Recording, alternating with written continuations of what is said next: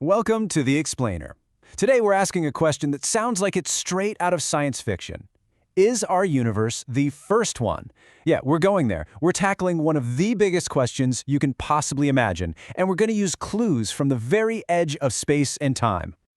Okay, so let's jump right into this cosmic mystery. It all kicks off with the James Webb Space Telescope, which is, our most powerful eye on the cosmos ever. It was built to see the very dawn of the universe. But what it's finding? Well, it's just not supposed to be there. It's seeing things so strange, so weirdly advanced, that it's forcing scientists to question literally everything they thought they knew about the beginning. So the first pieces of evidence in our little investigation here are these absolutely incredible objects that astronomers have started calling universe breakers. And trust me, that name is no exaggeration, because they seriously threaten to shatter our whole standard model of how the universe is supposed to work. Okay, to put this in perspective, imagine planting an acorn and coming back the next day to find a giant, fully grown oak tree. That's what this is like. The Webb telescope is spotting galaxies from when the universe was just a baby, only 500 to 700 million years old. And get this, some of them are already as big and heavy as our own Milky Way is today. According to all our models, that's impossible. Galaxies are supposed to grow slowly, bit by bit, over billions of years. There just wasn't enough time or stuff for these cosmic giants to get so huge, so fast. It just doesn't add up.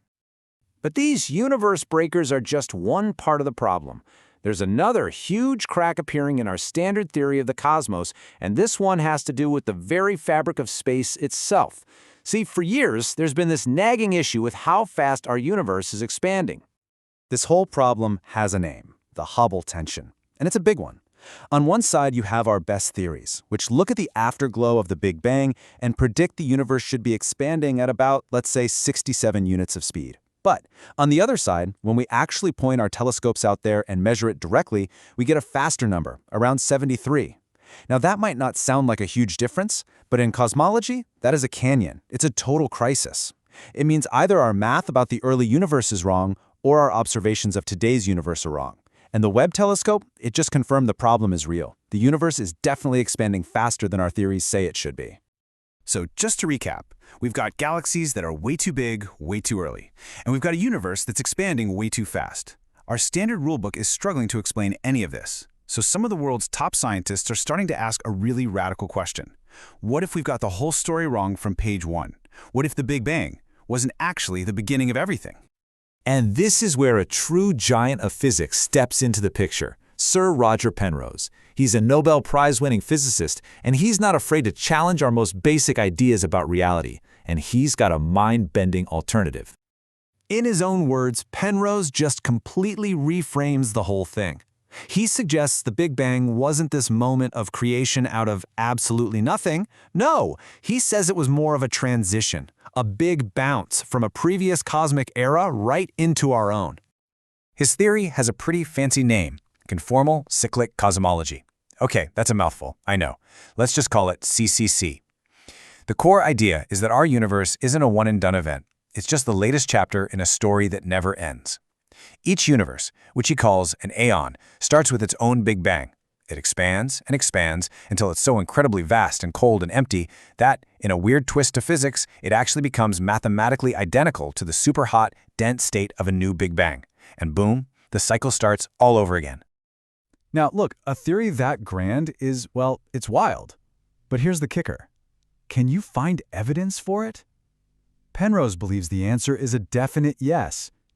He claims there's a smoking gun, actual fossilized evidence from the universe before ours, just hidden in plain sight right up in the sky. He calls this evidence Hawking points. And what are they? They're basically the ghosts of supermassive black holes from that last universe. The idea is that over truly unimaginable amounts of time, even black holes aren't forever. They slowly evaporate through a process that Stephen Hawking figured out, releasing all their energy.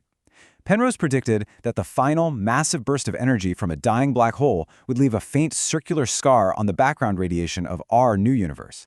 So let's trace this incredible chain of events. A previous universe gets old and fades away. Its gigantic black holes slowly die, evaporating through Hawking radiation. Right at the very end, as they vanish, they let out this final powerful blast of energy. That blast actually survives the big bounce, the transition, and it imprints itself onto the baby picture of our new universe. And here is the truly mind-blowing part. Penrose and his team claim they've actually found these exact patterns and are maps of the cosmic microwave background. So, what does this all mean?